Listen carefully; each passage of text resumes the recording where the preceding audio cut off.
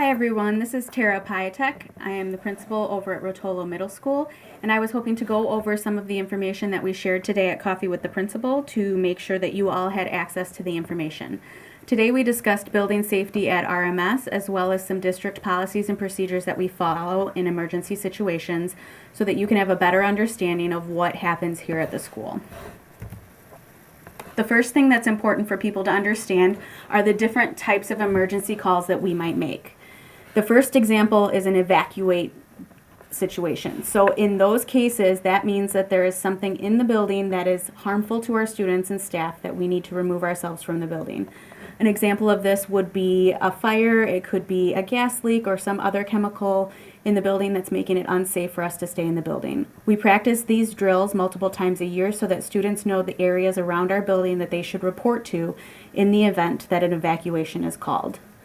The second hold that we have is a shelter. When we shelter, that means that there is some sort of inclement situation outside of our building that makes it unsafe for students to stay near windows or doors or outside of our building in any way.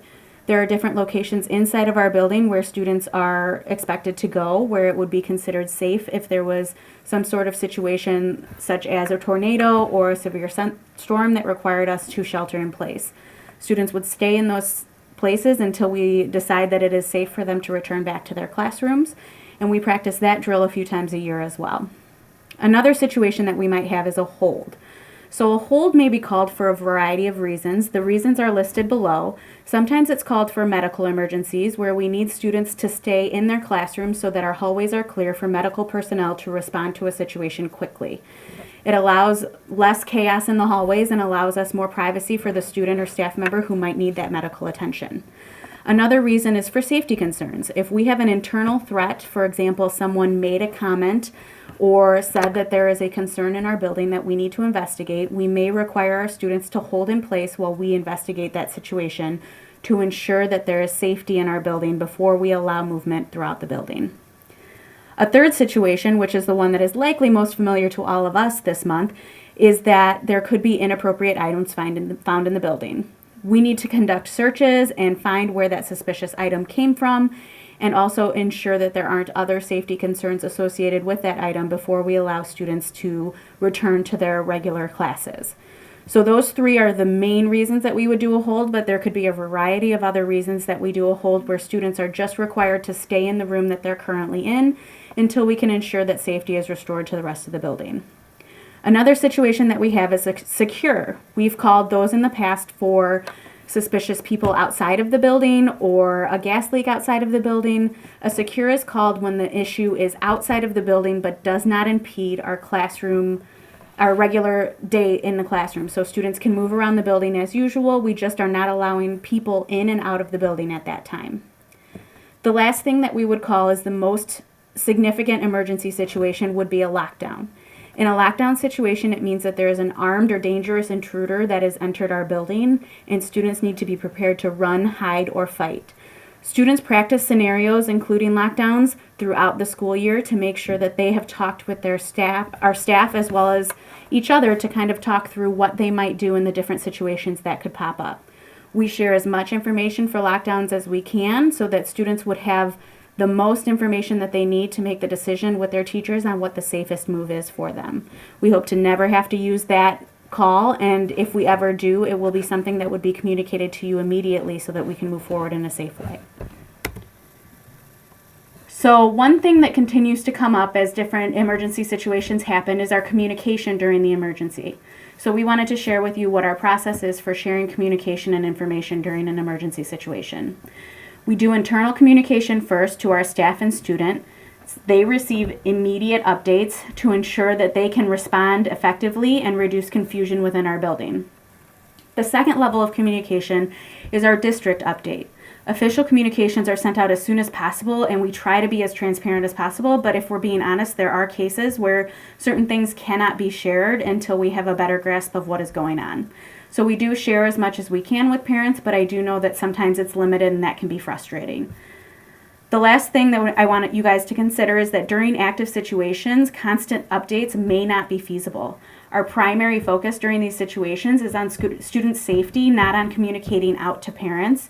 And we will always follow up with parents as we can throughout situations, but sometimes that may take a while we're working through a situation. We have confidentiality laws that we have to follow, and in an ongoing investigation, there is just some information that just can't come out to parents.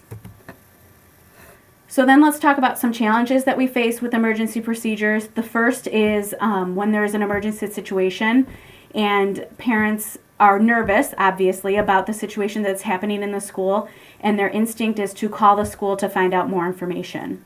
This is a very big challenge for us because all of our staff is usually engaged in whatever situation is ongoing. And we understand your concern, but answering calls during emergencies is sometimes just not possible. Our full attention is on the situation that's happening in our building. You likely will not receive immediate attention for calls, and we may not even be able to answer the phone. It is not an intention to lock you out of the situation. It is just because we have to prioritize situations in our building first. Something that I want to just give as an example is this most recent hold that we had was 2 hours in length about, and during that time, our building received over 200 phone calls from parents. That is very taxing on our staff as we're trying to also manage the situation that we're dealing with in our building. And so some of those calls just were not able to be answered. So please keep that in mind when there is a situation and try to hold off on calling and just wait for the communication that we can send out. I do know that's a challenge, but it's the best way for us to send and use our resources throughout the building. Another concern that we have is building access. For most of the situations that we described, parents are not able to enter the building during these incidents, and we are not able to have students exit the building. I know that that is sometimes an inconvenience and sometimes feels very difficult to stay away during these things, but we do ask that in an emergency situation, please do not come to the school in the case of a safety incident unless we contact you to do so.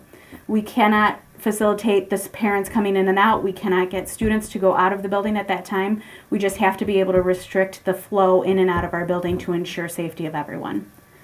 The last is just reiterating what we talked about in the other slide. We balance the updates with the operational security of our building, and some details are going to be withheld to protect privacy and to continue with our investigations.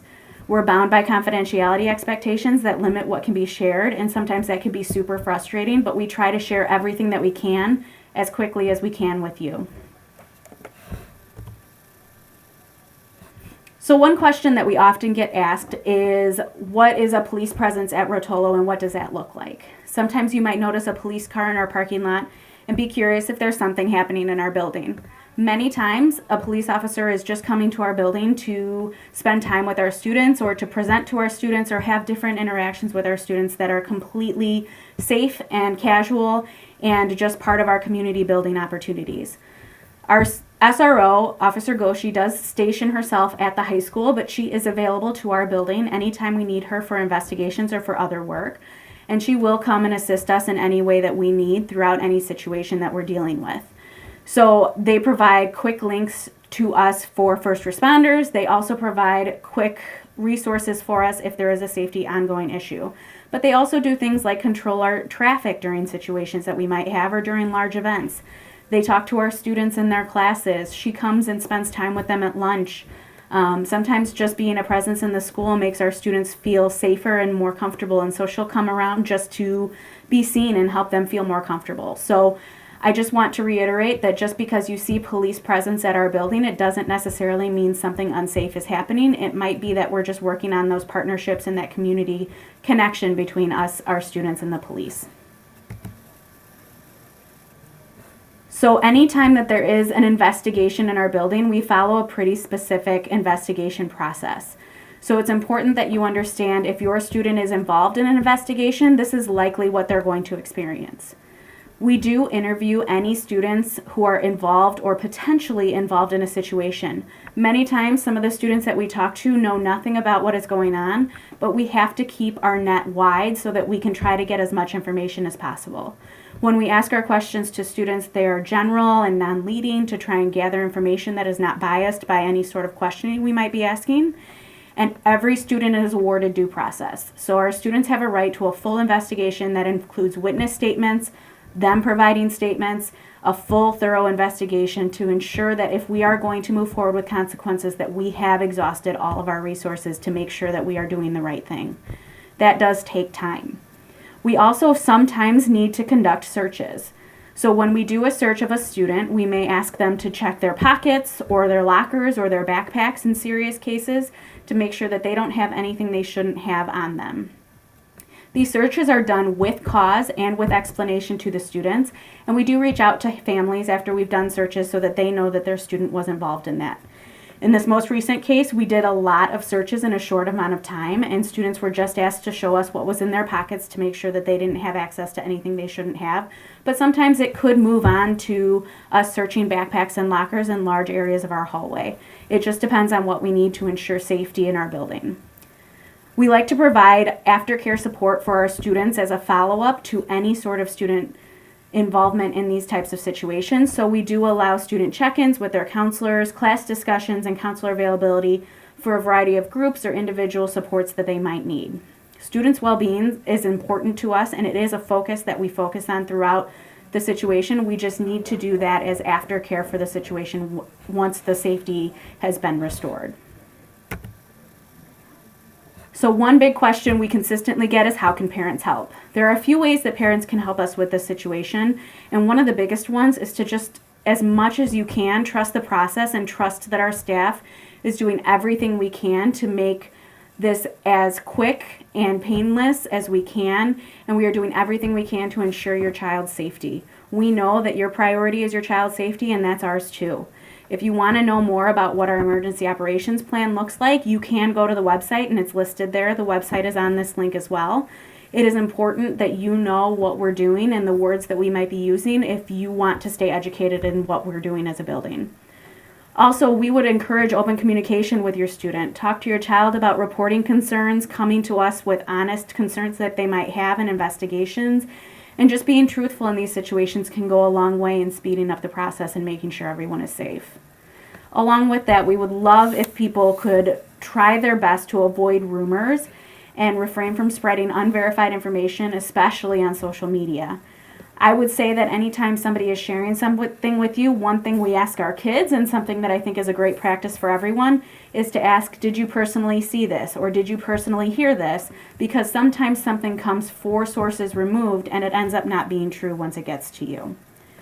And then also just supporting our emergency procedures, reinforcing that it is important for your students to follow staff instructions during emergencies, staying calm as much as possible during these situations, and cooperative during safety concerns just helps everyone move forward in a safer way. So once again, just a recap of the roles that each person can do. We have student roles, parent roles, and school roles that would help us create a safe situation for our building as we go through some of these situations. So students should report concerns promptly, follow emergency instructions, and also avoid spreading rumors. We would love if our parents would encourage open dialogue with their students, trust the school process, and support investigation efforts by keeping everyone calm and safe as much as possible. Our school strives to implement safety procedures, provide timely communication, and ensure ongoing support and care. So I think if we all are able to work together, we can continue to work through these processes in a way that supports our students and keeps our building safe. No one ever wants to have to practice these or use these, and it's unfortunate when the situations come up, but we do appreciate the community and the way that we've had support from our students, parents, and staff in these situations to ensure that we have a positive outcome. If you have questions on this and you weren't able to make it to Coffee with the Principal, please feel free to reach out to me via email at tara.piatek@bps101.net, or you can call me at 630-937-8710.